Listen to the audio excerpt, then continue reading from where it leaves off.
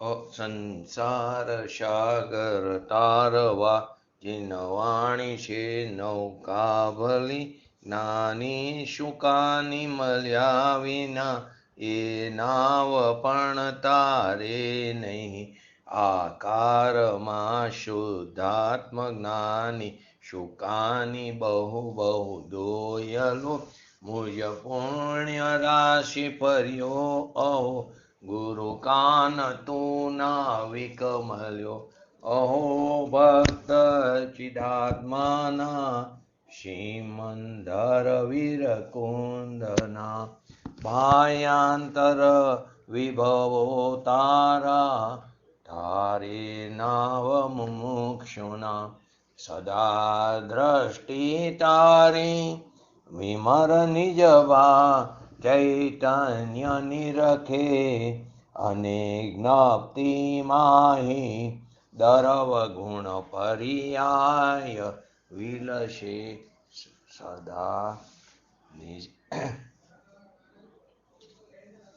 નિજાલંબી ભાવે પરિણતિ સ્વરૂપે જય ભરે નિમિતો વ્યવહારો ચિદ ઘન વિશે કાંઈ ન મળે હૈયો શત શત જ્ઞાન જ્ઞાન દબકે ને વજ્રવાણી છૂટે જે વજ્રેશુ મોક્ષો સત્વ ઝરકે પરદ્રવ્યના તો તૂટે રાગ દ્વેષ રૂચે ન જાંપા ન વરે ભાવેન્દ્રિમાં અંશમાં ટંકોત્કીર્ણય કંપ જ્ઞાન મહિમા હૃદયે રહે સર્વદા નીતેશુદા ચરણચંદ્ર તને નમો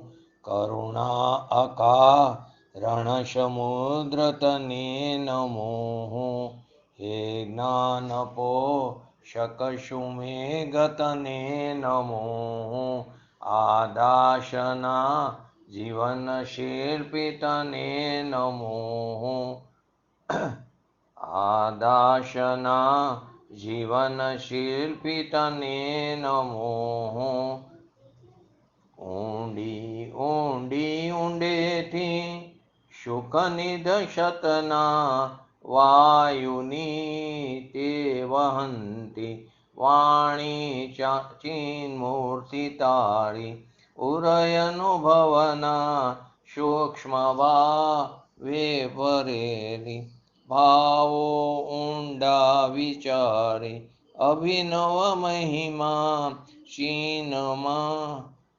ચિત્તમાં લાવી આવી ખોયેલું રત્ન પામું મનરથ મનનો પૂરજો શક્તિશાળી ખોયેલું રત્ન પામું મનરથ મનનો પૂરજો શક્તિશાળી નમો ર્યંટાણંગ નમો શિટાણંગ નમો અયરણમ નમો ઉવજણમ નમો લોય શવ શ્રાવણમ તારું નેટ કરી દે ચત્તારી મંગલમ અરિહંતા મંગલમ સિદ્ધા મંગલમ શાહુ મંગલમ કેવલી પંતો ધર્મ મંગલમ ચત્તારી લોગુટમા અરિહંતા લોગુટમા સિદ્ધા લોગુટમા શાહુ લોગુટમા કેવલી પંતો ધર્મ લોગુટમા ચત્તારી શરણ ભજામી અરિહંતે શરણ ભજામી સિદ્ધે શરણ ભજામી શાહુ શરણ ભજામી કેવલી પંતો ધર્મો શરણ ભજામી નમો ર્યંટાણંગ નમો સિદ્ધાણંગ નમો હૈરણમ નમો અવજણમ નમો લોય શવ શ્રાવણમ મારા હું ચાલુ રહ્યો બાકી બધા લેપ થઈ ગયેલા નેટ ગયું મારું એવું છે વાઈફાઈ કરીને બેસતો છે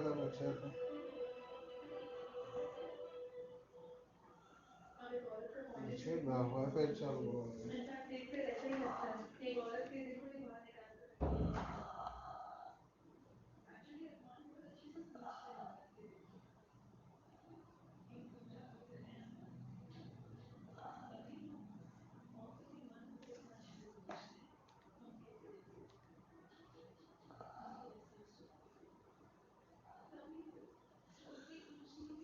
અકાર્ય કારણત્વ શક્તિ સર્વજ્ઞ ભગવાને આત્મામાં એવી કોઈ શક્તિ નથી જોઈ કે જેથી તે શરીર આદિના કાર્યોને કરે. માટે શું કહે છે? હે મૂઢ, તું વળી સર્વજ્ઞથી વધારે ડાયો ક્યાંથી નીકળો કે મફતનો પરને કરવાનું તું માને છે?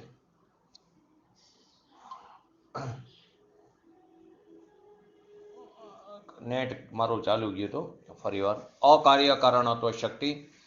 તો સર્વજ્ઞ ભગવાને આત્મામાં એવી કોઈ શક્તિ નથી જોઈ. એમના જ્ઞાનમાં એવી કોઈ શક્તિની પ્રતીતિ નથી. એમના સર્વજ્ઞના જ્ઞાનમાં કોઈ એવી શક્તિ ઝેરકી નથી કે જે શરીર આદિ પદ્રવ્યના કાર્યોને કરે. અને આપણને કહે છે આચાર્ય ભગવાન કે તું મૂઢ જીવ છું, તું વળી સર્વજ્ઞથી વધારે ક્યાં ડાયો થયો કે મફતનું પરને કરવાનું તું માને છે?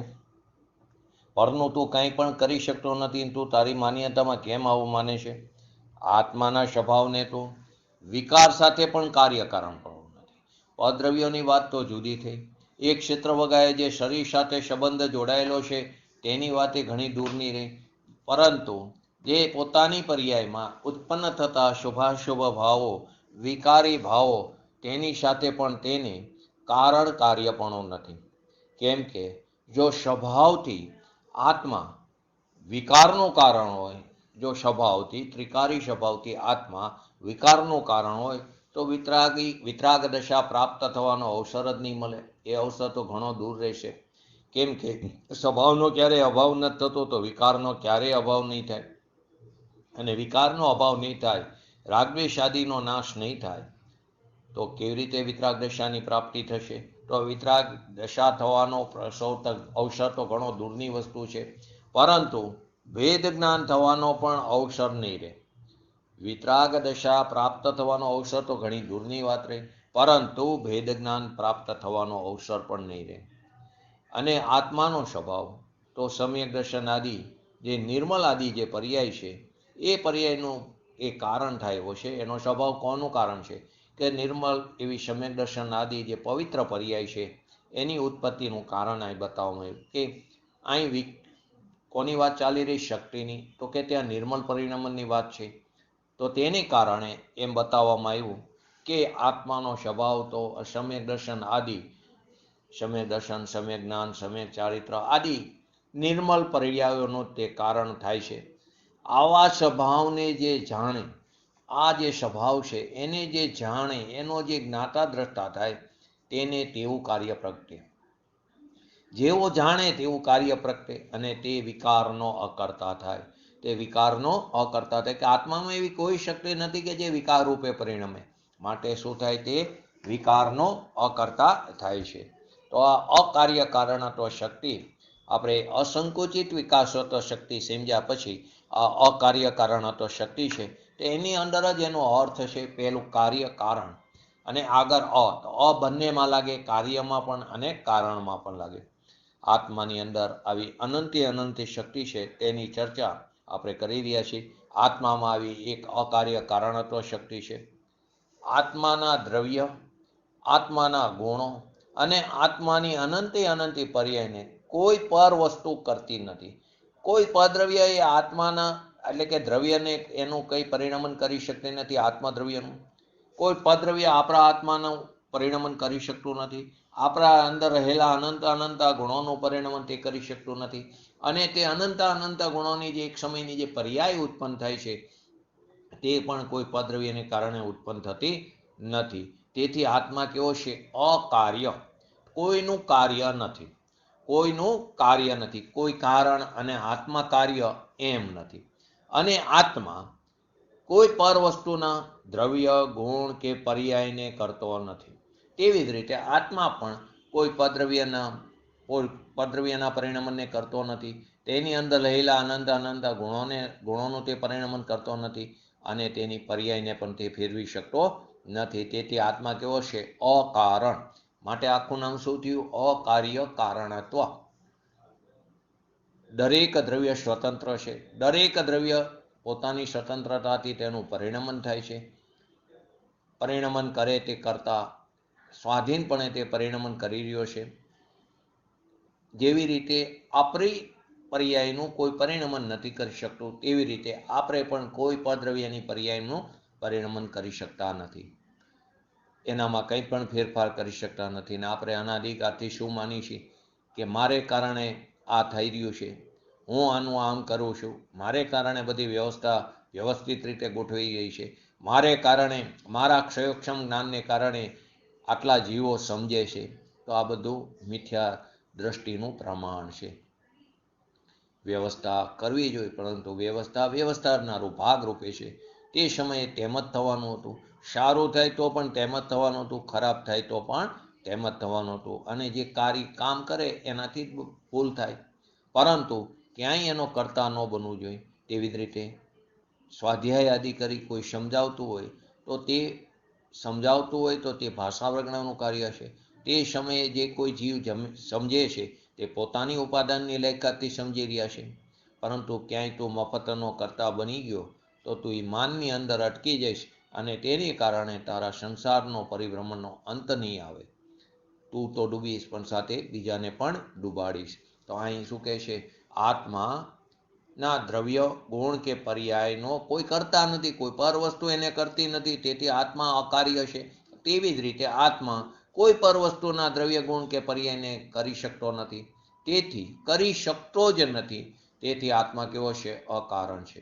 વાસ્તવમાં જોઈ તો કારણ અને કાર્ય તે સંબંધ ક્યાં હોય? નિયમથી અભેદ હોય છે. જ્યાં કાર્ય ત્યાં જ કારણ. જો દ્રવ્યને પણ કારણ કહી તો તે આ પોતાના દ્રવ્યની પોતાની પર્યાય છે, આ જ દ્રવ્યની પર્યાય છે, તે સમજાવવા માટે કહેવામાં આવે કે આ પર્યાયનો કરતા, તે પર્યાય જે દ્રવ્યનું છે તે તેનો કરતા છે. વાસ્તવમાં તો પર્યાય જે ઉત્પન્ન થાય છે તે પર્યાયનો કરતા પૂર્વ પર્યાય કે જેનો વ્યય થયો તે પણ તેની કરતા નથી. જે પર્યાય ઉત્પન્ન થઈ તે જ પર્યાય તેનો કરતા, અને તે જ પર્યાય તેનું કાર્ય છે. કેમ કે કારણ અને કાર્ય નિયમથી એક જગ્યાએ અભેદ હોય છે. પરંતુ અહીં બીજા કોઈ પદ્રવ્યની પર્યાયનો હું કરતા નથી, મારી પર્યાયનો દાતાર હું છું, એમ કહેવા માટે અહીં કહે છે કે તું દ્રવ્ય તેનો કરતા છે. પર સાથેના કાર્ય કારણ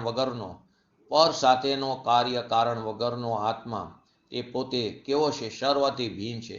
સર્વથી ભિન્ન એક દ્રવ્ય સ્વરૂપ છે, અભેદ સ્વરૂપ છે. કેવો છે? પર સાથે તેને કોઈ પણ કાર્ય સંબંધ નથી, કોઈ કારણરૂપ સંબંધ નથી.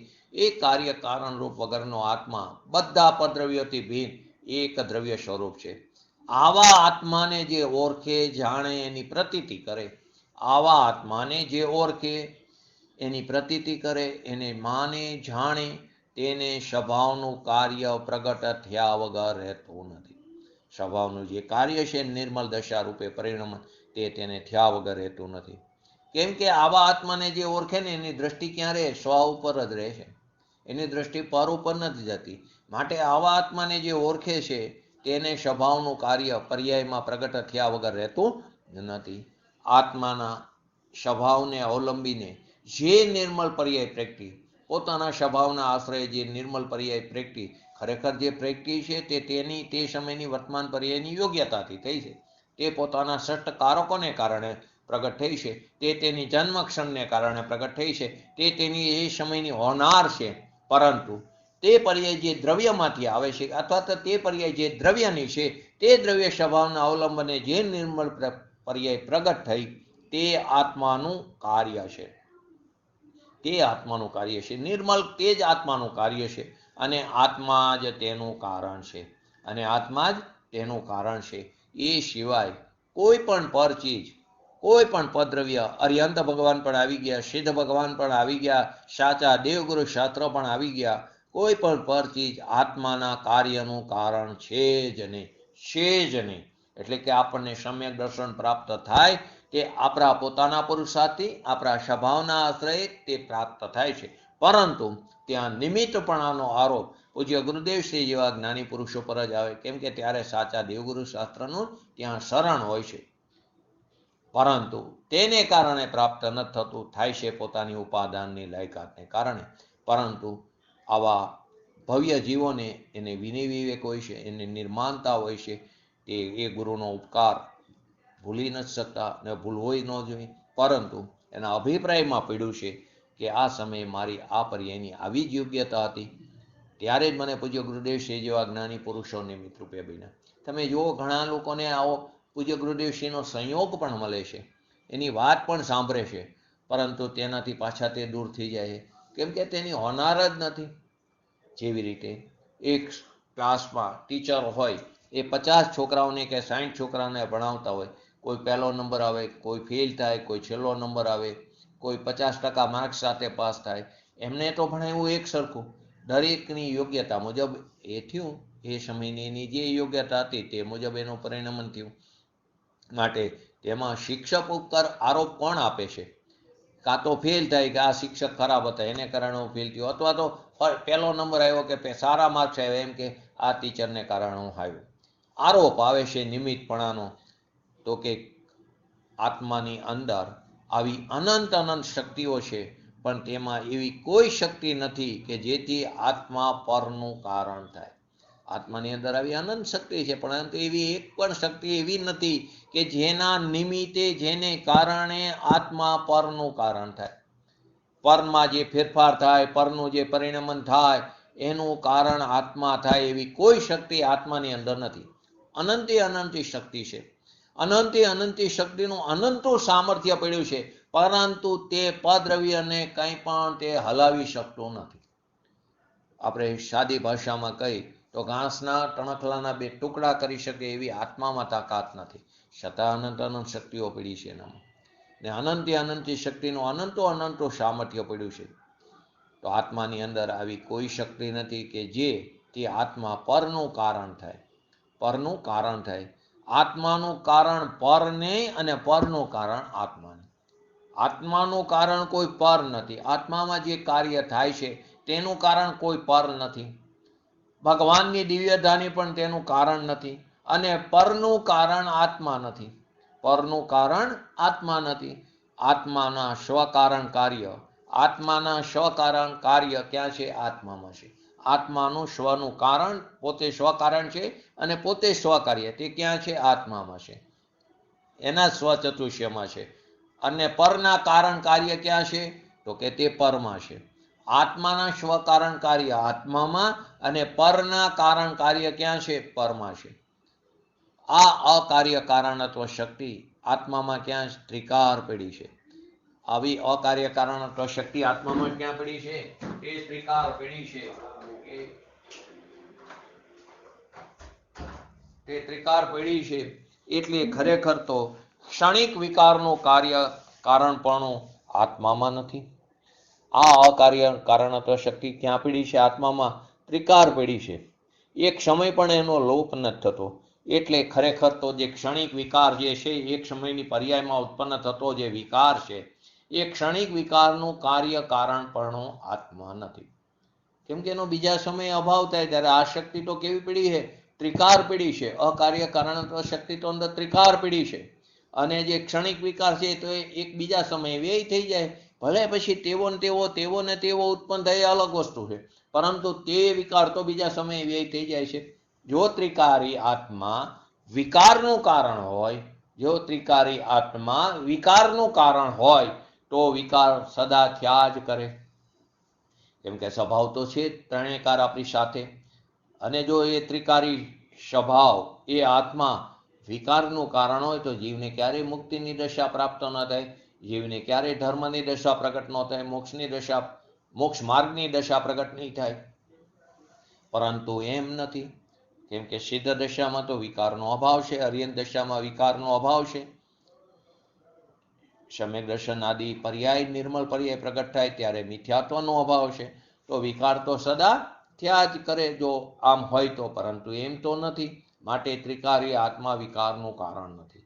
જો વિકારનું કારણ હોય તો વિકાર સદાય થયા કરે. તેમજ આત્મા વિકારનું કાર્ય પણ નથી. તેમ આત્મા વિકારનું કાર્ય પણ નથી.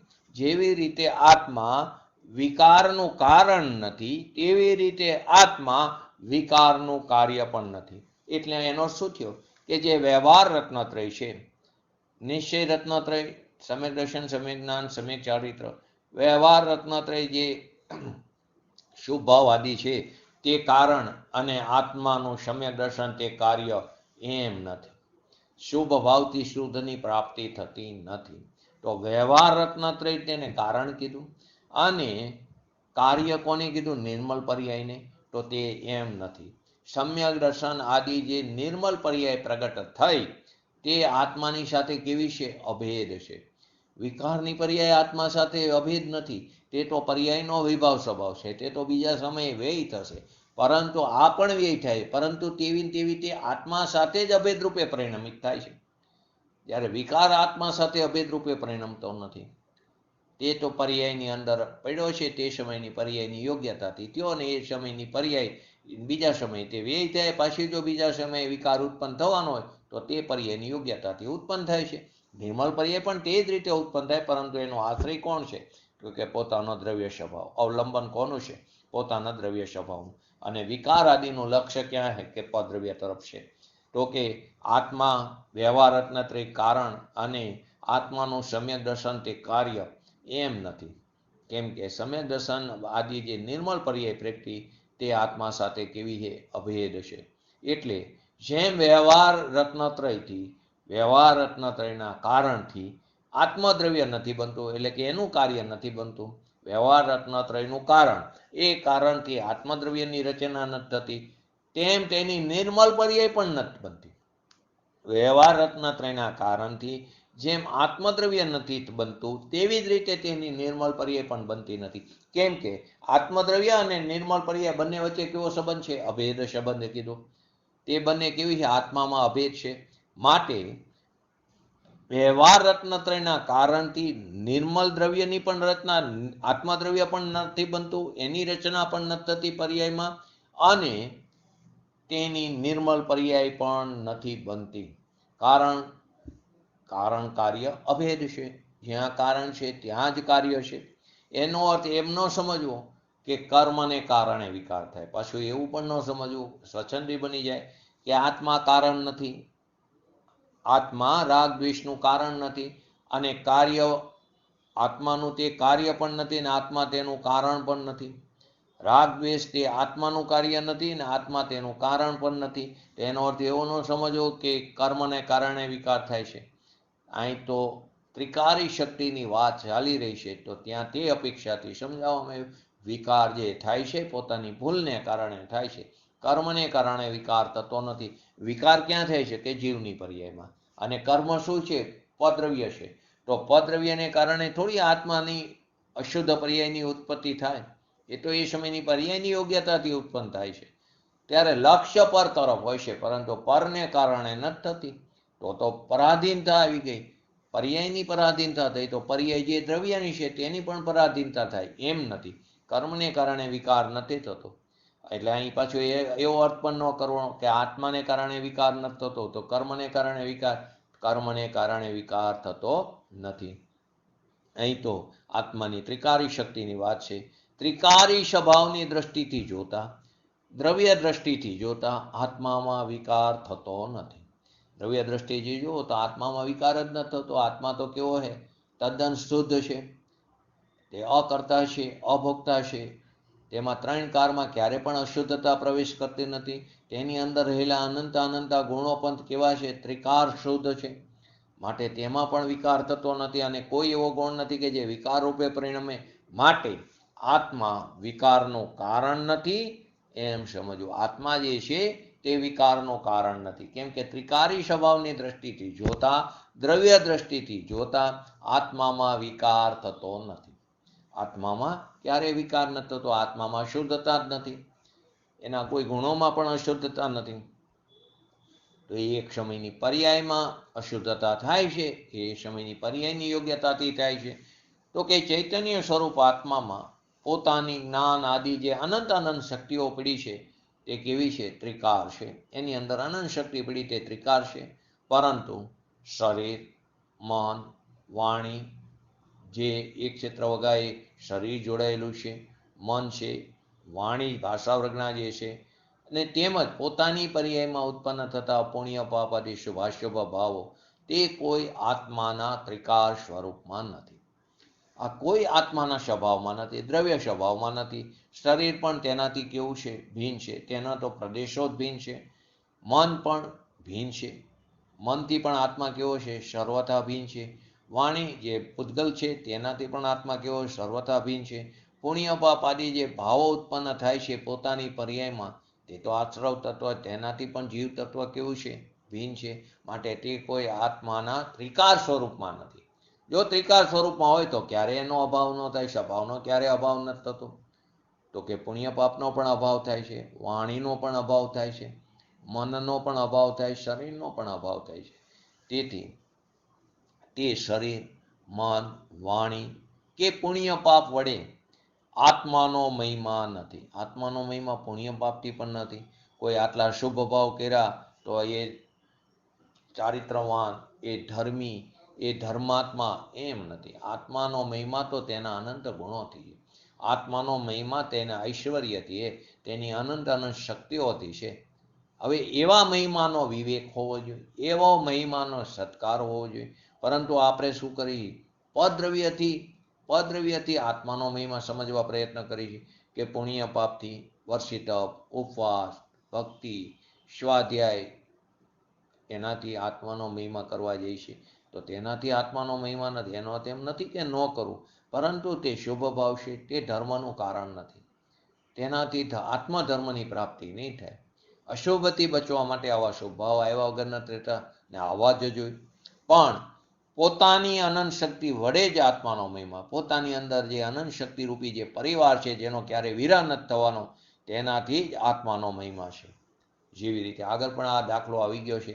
જેમ કંદોઈની દુકાને અફીણ ક્યારે ન મળે? કંદોઈની દુકાને શું મળે? માવો જોતો હોય, મીઠાઈ જોતી હોય તો કંદોઈની દુકાને મળે. એનીથી અફીણ પણ ન મળે. અને જે માટીના કોડિયા છે એ પણ ન મળે. માટીના કોડિયા કુંભારની ત્યાંથી મળે. અફીણ જે અફીણનો ધંધો કરતો હોય એની ત્યાંથી, નશાનો ધંધો કરતો હોય એની ત્યાંથી મળે. માવો કંદોઈની દુકાનેથી મળે. તો એનાથી શું થયું? એનો અર્થ શું થયો? અફીણવાળાની દુકાને માવો ન મળે પણ અફીણ મળે. એનો શું થયો? જેની પાસે જે હોય તે તેની પાસેથી મળે. જેની પાસે જે હોય ત્યાંથી તેની પ્રાપ્તિ થાય છે. એટલે બીજી સાદી ગુજરાતી તળપદી ભાષામાં કહીએ તો કૂવામાં હોય જ અવેડામાં આવે, કે જે છે તેમાંથી આવે છે બધું. તો કે જેની પાસે જે હોય તે તેની પાસે આવે, તેની પાસેથી મળે. તેમ આત્માની અંદર શું છે? જ્ઞાન, આનંદ, આવા અનંત ગુણોનો ભંડાર પડ્યો છે.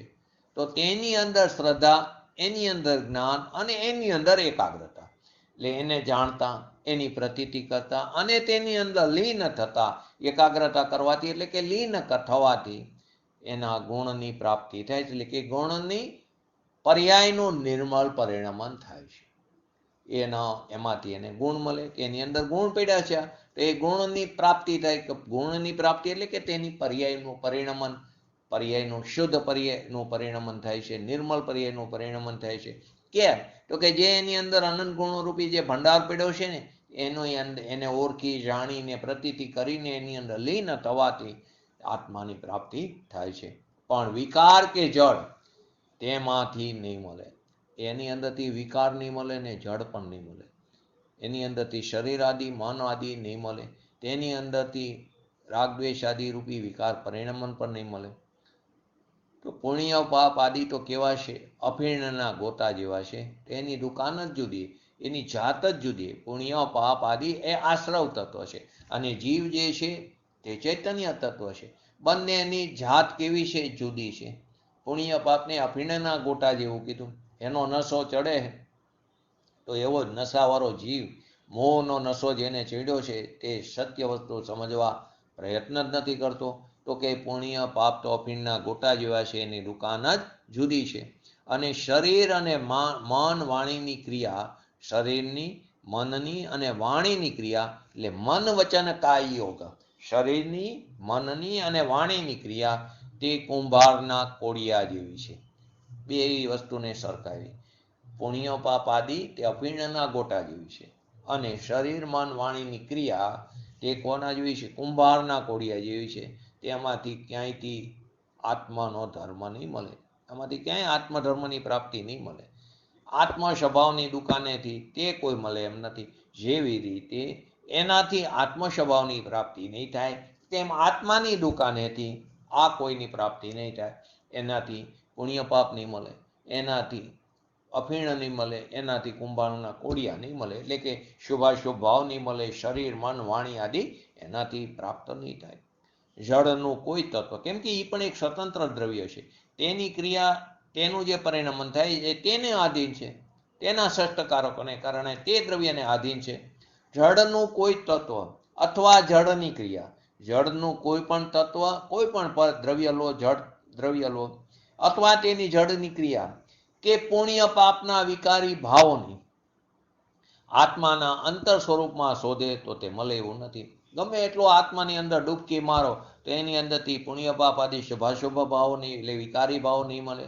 તેની અંદરથી જળની ક્રિયા એટલે કે સમાન વચન કાયાની ક્રિયા નહીં એનાથી મળે, એનાથી પ્રાપ્ત નહીં થાય. અને જળની ક્રિયામાં કે વિકારી ભાવોમાં આત્માના અંતર તત્વને શોધે તો તે પણ મળે એવું નથી.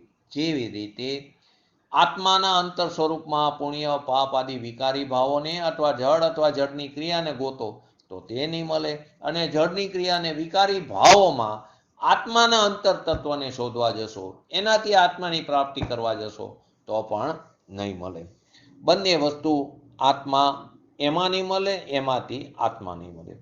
આત્માના સ્વભાવમાં એવું અકાર્ય કારણ પણ છે કે પોતાના સ્વભાવથી અન્ય એવા, આત્માની અંદર આ અકાર્ય કારણ શક્તિ જે ત્રિકાર પડેલી છે એ એવી છે કે પોતાના સ્વભાવથી અન્ય એવા કોઈ પદ્રવ્ય કે પરભાવ સાથે તેને કારણ કાર્ય પણ નથી.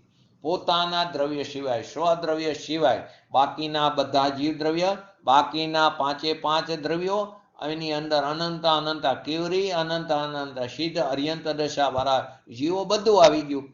એ કોઈ સાથે એને કારણ કાર્યપણું નથી. પુણ્ય પાપ પણ આત્માના સ્વભાવથી અન્ય છે. પુણ્ય પાપ આદિ તે તો આશ્રવ તત્વ છે, તે તો બંધનું કારણ છે. તો આત્મા તો અબંધી સ્વરૂપ છે, તો પુણ્ય પાપ પણ આત્માના સ્વભાવથી કેવો છે? ભિન્ન છે, અન્ય છે.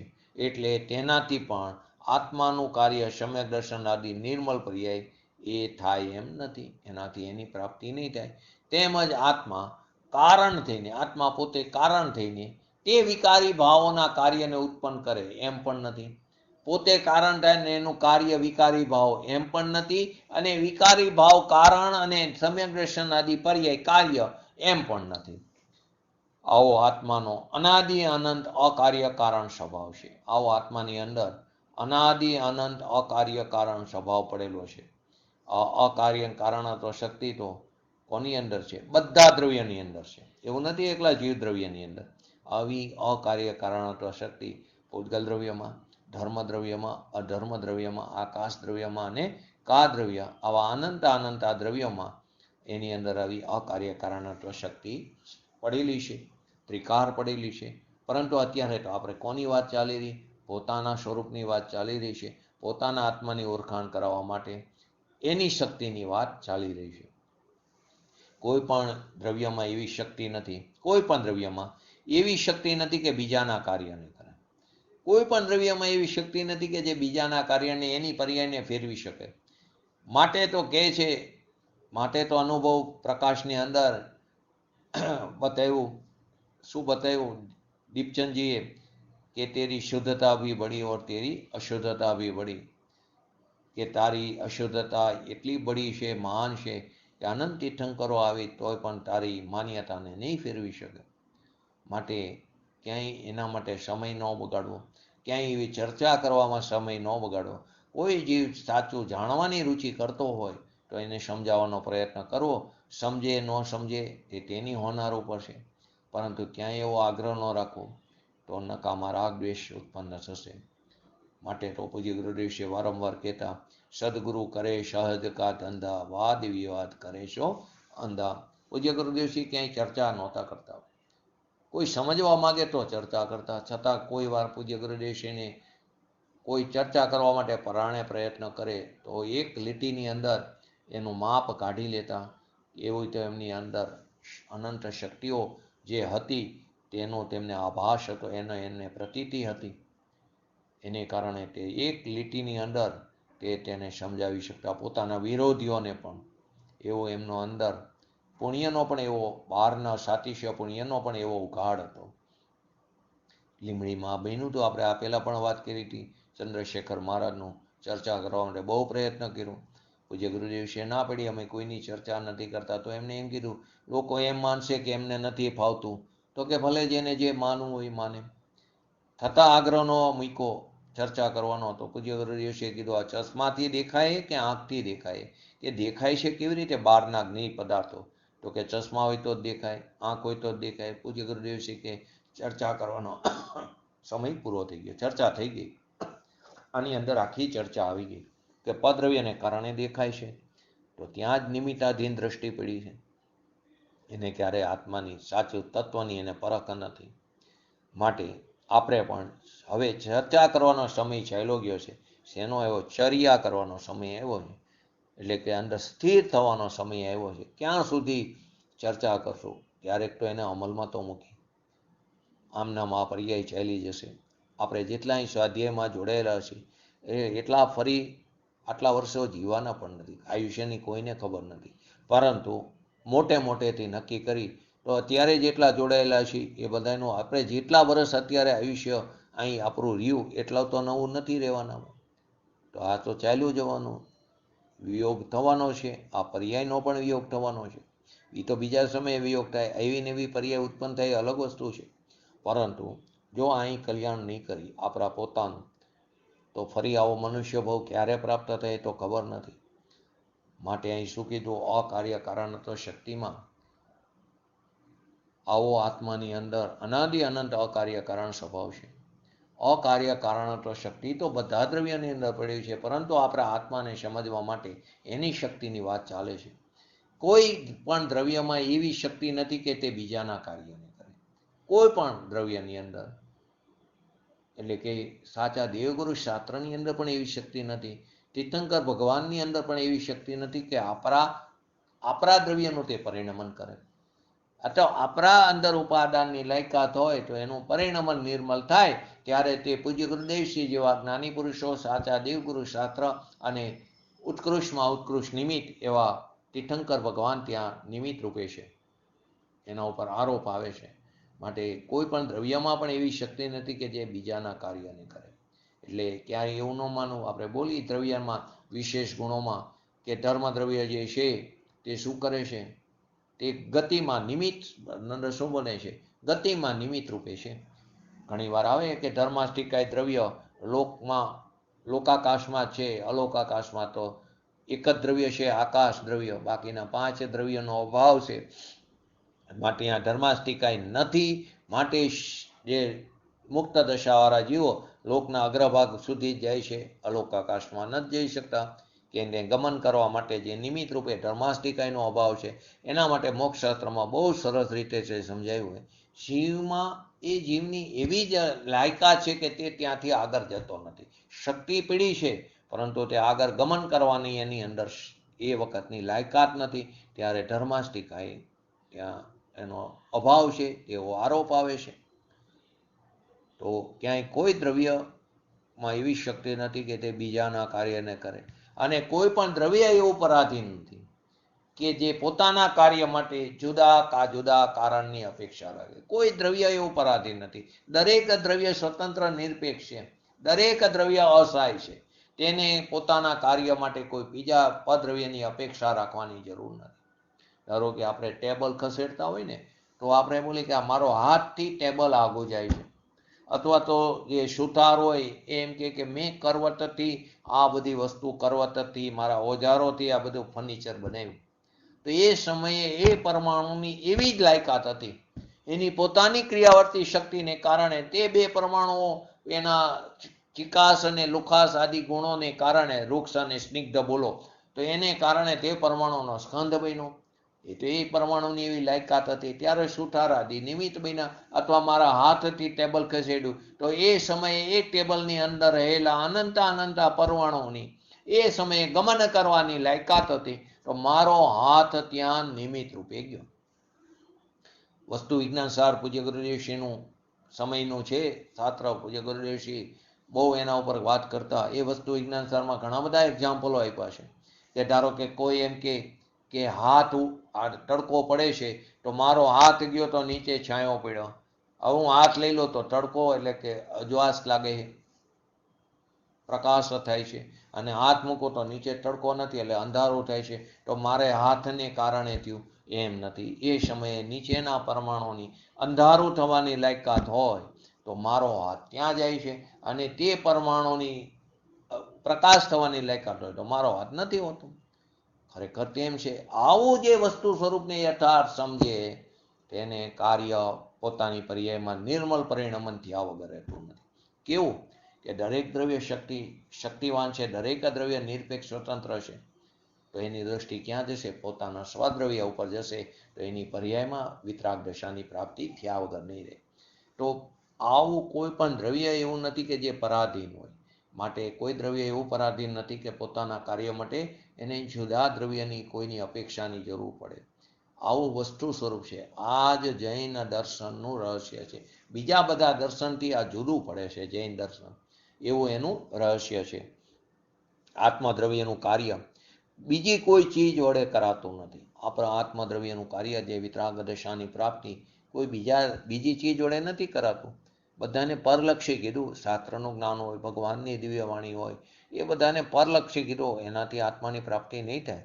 અને આત્મા બીજી કોઈ ચીજના કાર્યને કરતો નથી. આત્મા બીજી કોઈ ચીજના કાર્યને કરતો નથી. ઘણી વાર કહે છે ને ઘણા કે જીવ આત્મા જે છે તો દેહ આદિ હલનચલન કરી શકે, અને આત્મા એમાંથી નીકળી જાય પછી શરીર મળદું બની જાય. તો ત્યારે પણ એ સમયે એ પરમાણુની સ્થિર થવાની લાયકાત હતી. ત્યારે અંતરંગ નિમિત્ત રૂપે અધર્માસ્તિકાય દ્રવ્ય હતું, અને બહિરંગ નિમિત્ત રૂપે આત્મા હતું. તો તે સમયે તે પરમાણુની ગતિ થવાની લાયકાત નહોતી. તો અહીંયા આત્માનો અભાવ હતો, નિમિત્તનો અભાવ હતો, બહિરંગ નિમિત્તનો. અને અંતરંગ નિમિત્ત અહીંયા પડ્યું હતું અધર્માસ્તિકાયનું, કે તે સ્થિર રૂપે રહેતું હતું, મળદા રૂપે રહ્યું. એ પરમાણુની એ સમયે ગતિ થવાની લાયકાત નહોતી, સ્થિર રૂપે રહેવાની લાયકાત હતી. તો અધર્માસ્તિકાય ત્યાં નિમિત્ત રૂપે હતું. માટે આત્મા બીજી કોઈ ચીજના કાર્યને પણ કરતો નથી. એટલે આત્માને કોઈ અન્યના આશ્રય, પોતાને કોઈ અન્યના આશ્રય પોતાનું ધર્મ કાર્ય થતું નથી. કોઈ અન્ય અંદર બધું આવી ગયું. હરિયન ભગવાન આવી ગયા, સિદ્ધ ભગવાન આવી ગયા, દેવગુરુ શાસ્ત્ર સાચા આવી ગયા. એના આશ્રય પોતાનું ધર્મ કાર્યની પ્રાપ્તિ થતી નથી. કેમ કે અકાર્ય કારણત્વ શક્તિનું રૂપ સમાયેલું છે. એક આત્માના પોતાના દ્રવ્યના આશ્રય એને વિતરાગ દશાની પ્રાપ્તિ થાય છે. આપણે જેમ અકાર્ય કારણ શબ્દ લીધો ને, એની અંદર જે શબ્દ છે, જે છે તે કાર્ય અને કારણ બંનેની સાથે લાગુ પડે છે. એટલે આત્મદ્રવ્ય પરનું કાર્ય પણ નથી, તેમજ તે પરનું કારણ પણ નથી. પરનું કાર્ય પણ નથી અને પરનું કારણ પણ નથી. માટે અશબ્દ અકાર્યારે પણ લાગે અને અકારણ સાથે પણ લાગે છે. જો જીવ ખરેખર સમસ્ત દ્રવ્યો સાથે, જે જીવ ખરેખર સમસ્ત બધા દ્રવ્યો સાથે પોતાનું અકાર્યકારણપણું જો સમજે, જીવ ખરેખર પોતાના સિવાયના સમસ્ત દ્રવ્યો સાથે પોતાનું અકાર્યકારણપણું સમજે, તેને સ્વદ્રવ્યના આશ્રય નિર્મલ પર્યાયની પ્રાપ્તિ થયા વગર નહીં રહે, પ્રગટ થયા વગર નહીં રહે, અપૂર્વ કાર્યની પ્રાપ્તિ થયા વગર નહીં રહે. જે અનાદિકાળથી અત્યાર સુધી નથી કર્યું એવું કાર્યની પ્રાપ્તિ થશે.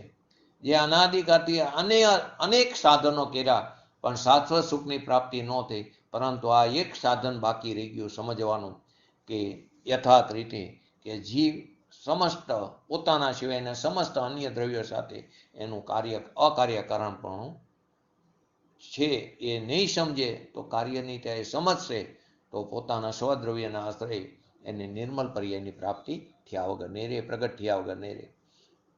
આત્મા પરના કાર્યનું કારણ થાય, પરના કાર્યનું આત્મા કારણ થાય એવી શક્તિ જેનામાં નથી, તેમજ પોતાના કાર્ય માટે કારણની અપેક્ષા રાખે એવી પરાધીનતા પણ નથી.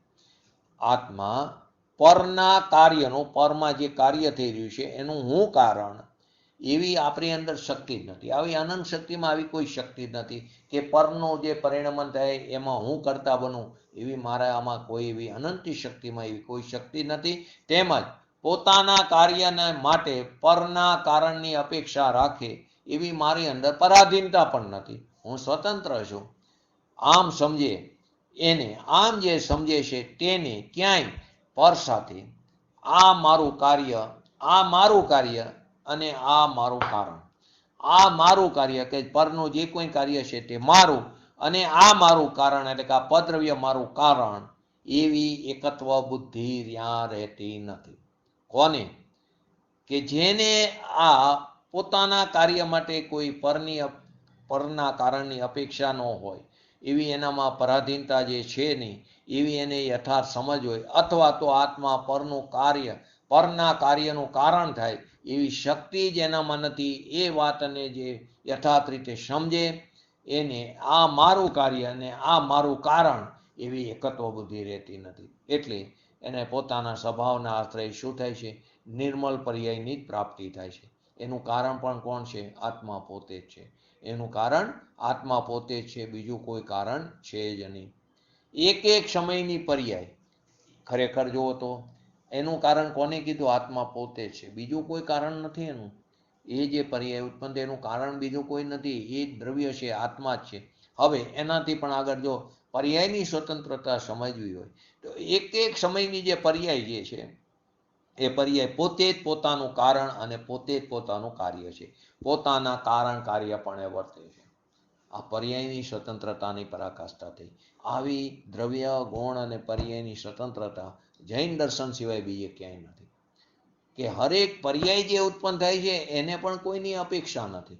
એ પર્યાય જે ગુણની છે એ ગુણની પણ અપેક્ષા નથી. જે એક સમયની જ્ઞાનની પર્યાયમાં, પૂર્ણ જ્ઞાનની પર્યાયમાં જે ત્રણ લોકને અકરમ રીતે યુગપત જાણી લેવી એક સમયની જે જ્ઞાનની પર્યાય છે, એને જ્ઞાન ગુણની પણ અપેક્ષા નથી, અને જ્ઞાન ગુણ જે જીવ દ્રવ્યનો છે તેની પણ અપેક્ષા નથી.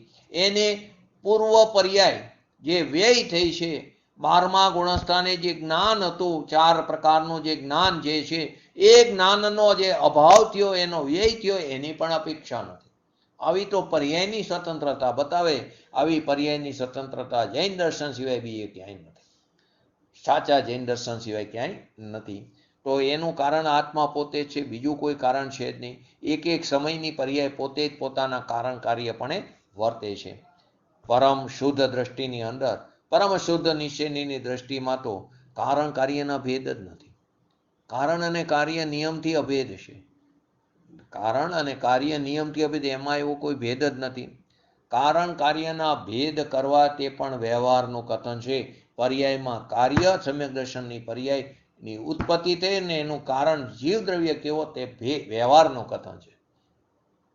ખરેખર તો કારણ કાર્ય પણનો ભેદ જ નથી, નિયમથી અભેદ છે. તો સમજાવવા માટે ભેદથી કથન કરવામાં, કોઈ બીજું પદ્રવ્ય તેનો કરતા નથી તે સમજાવવા માટે. પરંતુ જીવ સ્વચ્છંદી ન બને તે માટે એમ પણ કહેવામાં આવે કે તે દ્રવ્ય તેનો કરતા છે. જેવી રીતે સ્પર્શ રસ ગંધ વર્ણ આદિ જે ગુણો છે તે પરમાણુ જે છે તેનું જે પરિણમન થાય છે તેનો કરતા તે પરમાણુ છે, બીજું કોઈ દ્રવ્ય તેનો કરતા નથી. પરંતુ ખરેખર તે જે પર્યાયની ઉત્પત્તિ થઈ તે પર્યાય જ તેનો કરતા છે, તે જ તેનું કાર્ય છે. કેમ કે કારણ અને કાર્ય નિયમથી અભેદ હોય છે. એ આપણે કારણ કાર્ય રહસ્યની અંદર આ વાતને આનાથી પણ વધારે ડીપમાં સમજ્યા હતા. નિમિત્ત કારણ વડે કાર્ય જે થાય એવું જે માને કે નિમિત્ત કારણ, 2 પ્રકારના કારણ, એક ઉપાદાન કારણ અને એક નિમિત્ત કારણ. હવે જે એમ માને કે નિમિત્ત કારણ વડે કાર્ય થાય, એમ જે અન્ય જૈન મતમાં એમ જ માને કે નિમિત્ત હોય નિમિત્તથી થાય. તો કે નિમિત્ત કારણ વડે, જો શાસ્ત્રોમાં ગુરુનો મહિમા બતાવ્યો છે, સત્સમાગમ કરવાનો બતાવ્યો છે, તો એનો અર્થનો અનંત કર્યો કે સત્સમાગમથી જ થાય. સત્સમાગમથી થતું નથી, પણ સત્સમાગમ એટલા માટે કરવાનું કીધું છે કે પોતાના દોષને પોતે ઓળખી ન શકતો તેને કોણ બતાવે? સાચા દેવગુરુ શાસ્ત્ર, એમનો સમાગમ કરીશ તો તને તારા દોષનો ખ્યાલ આવશે, અને તે દોષનું નિરાકરણ કરવા માટેનો તે પ્રયત્ન બતાવશે. પરંતુ પોતે સ્વચ્છંદી બનીને પોતે પોતાની રીતે તે ચાલતો રહે છે, તેથી તેના દોષનું નિરાકરણ થતું નથી. માટે ત્યાં ગુરુગમની વાત આવે છે, પરંતુ એનો અર્થ એમ નથી કે તેને કારણે થાય. કોઈ એવું માને કે નિમિત્ત કારણ વડે જ કાર્ય થાય, એવું જે માને છે તે મિથ્યા દ્રષ્ટિ, કેમ કે એની નિમિત્તાધીન દ્રષ્ટિ થઈ ગઈ. તેને આત્માના ખરેખર અકાર્ય કારણ જે સ્વભાવ છે, એની જે શક્તિ છે, તેની પ્રતીતિ નથી, એનું ભાન નથી. નિમિત્તનું જ્ઞાન કરાવવા માટે, નિમિત્તની ઓળખાણ કરાવવા માટે આ નિમિત્તથી કાર્ય થયું એમ કહેવાય. લોકના અગ્રભાગે સિદ્ધ ભગવાન બિરાજમાન છે, અલોકાકાશમાં જઈ શકતા નથી. કેમ? તો કે ધર્માસ્તિકાયનો અભાવ છે. તો ત્યાં ધર્માસ્તિકાયનું જ્ઞાન કરાવવા માટે આ શબ્દ વપરાય છે. એનો અર્થ એમ નથી કે ધર્માસ્તિકાયને કારણે જીવ સિદ્ધ મુક્ત દશામાં લોકના અગ્રભાગ સુધી રહી શકે, બહાર નથી માટે આગળ જઈ શકતા નથી, એવું નથી. એ જીવની હોનારા જેવી નથી. અત્યારે આ પંચમકાર છે, તો અત્યારે શેણી ચડી ન શકતા. કેમ? તો કે વ્રજ વૃષભ નારા સહન નથી. અત્યારે કેવરી શ્રુત કેવરીનો વીર છે, માટે ક્ષાયિક સંકેતપણું પ્રગટ નથી થતું. વાસ્તવમાં એ જીવની હોનારા જેવી છે, એમના પરિણામ જ એવા છે, એમનો પુરુષાર્થ જ એવો છે કે જે શ્રેણી ચડવાનો પુરુષાર્થ નથી કરી શકતા, તે શાયિક સમ્યક દર્શન પ્રાપ્ત કરવાનો પુરુષાર્થ કરી નથી શકતા. તો ત્યાં આવી રીતે નિમિત્તપણાનું જ્ઞાન કરાવવા માટે આવે શબ્દ.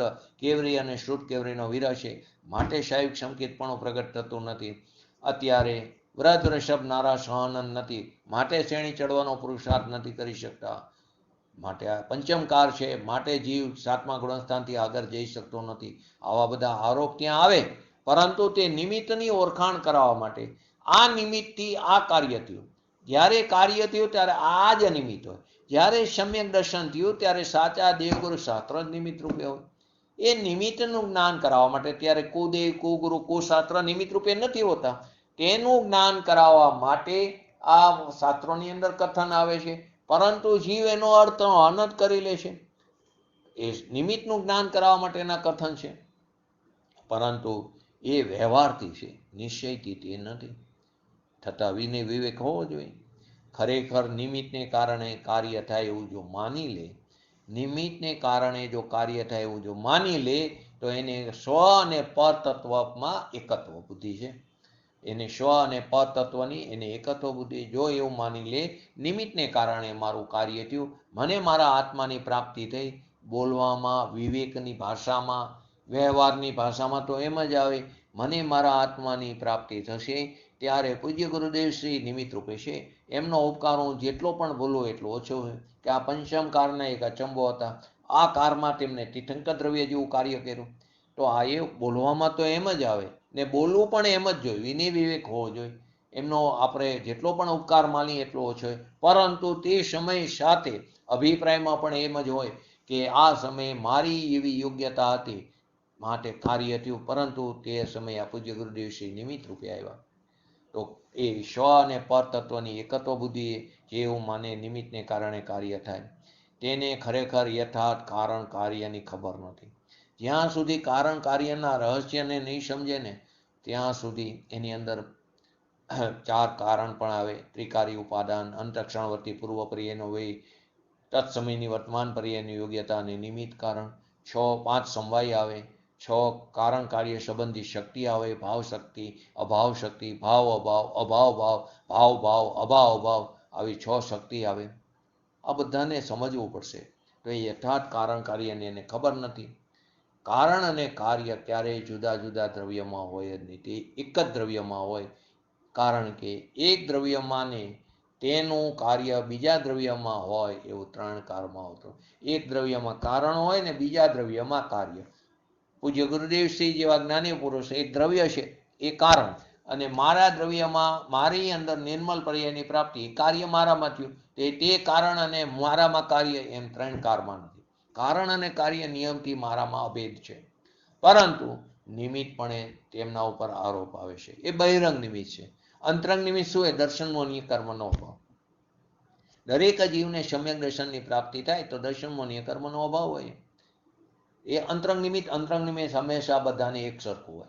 બહિરંગ નિમિત્ત કેવું હોય? બધાને ભિન્ન ભિન્ન હોય. કોઈને પૂર્વની દેશના લબ્ધિને કારણે નિસર્ગ સમ્યક દર્શન હોય, કોઈને અધિગમ જ હોય, એના પણ અલગ અલગ કારણો હોય. કોઈને સાચા દેવના, કોઈને સાચા ગુરુના, કોઈને સાચા શાસ્ત્રના, કોઈને જાતીય સ્મરણથી.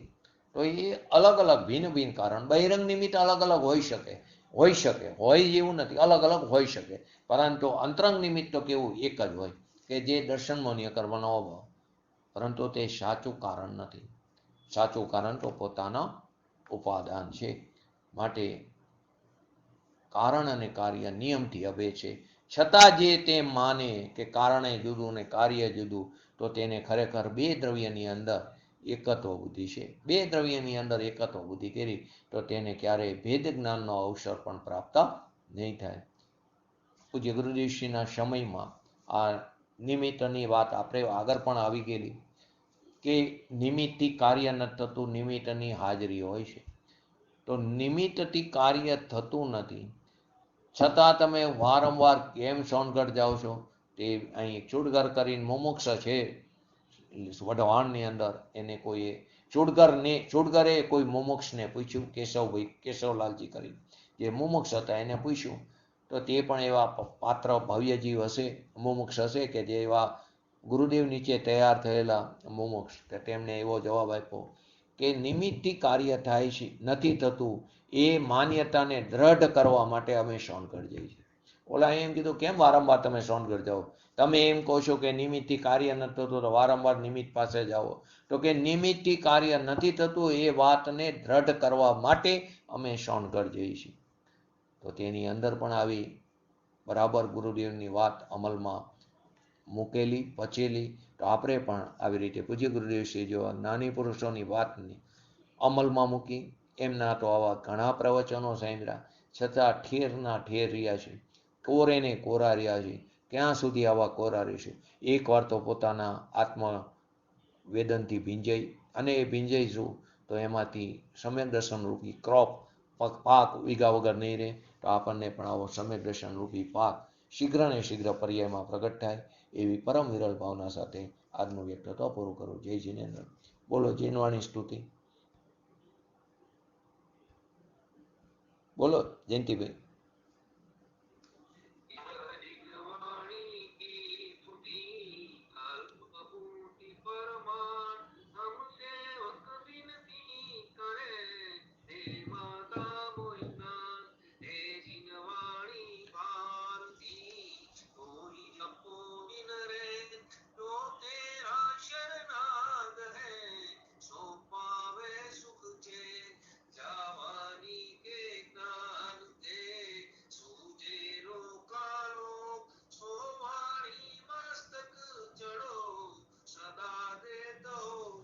નમો રેંગટાણંગ, નમો સિદ્ધાણંગ, નમો અયરણમ, નમો અવજાણમ, નમો લોહિશવ શ્રવણમ, ચત્તારી મંગલમ હરિયંતા મંગલમ, સિદ્ધા મંગલમ, શાહુ મંગલમ, કેવલી પંતો ધર્મ મંગલમ, ચત્તારી લોકોતમા હરિયંતા લોકોતમા, સિદ્ધા લોકોતમા, શાહુ લોકોતમા, કેવલી પંતો ધર્મ લોકોતમા, ચત્તારી શરણ ભોજામી, હરિયંતે શરણ ભોજામી, સિદ્ધે શરણ ભોજામી, શાહુ શરણ ભોજામી, કેવલી પંતો ધર્મ શરણ ભોજામી.